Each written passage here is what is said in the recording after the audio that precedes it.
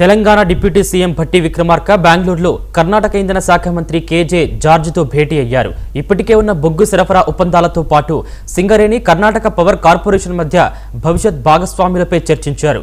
కర్ణాటకలోని బొగ్గు బ్లాక్ల మైనింగ్లలో సింగరేణి అనుభవాన్ని వినియోగించుకోవాలన్న భట్టి ప్రతిపాదనకు జార్జ్ సానుకూలంగా స్పందించారు.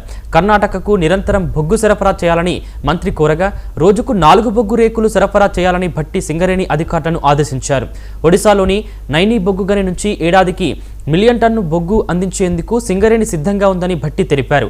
సమావేశం అనంతరం రాయచూర్ జిల్లా లింగదహల్లిలో సింగరేణి దక్కించుకున్న బంగారం, రాగి ఖనిజ బ్లాక్ను భట్టి పరిశీలించారు.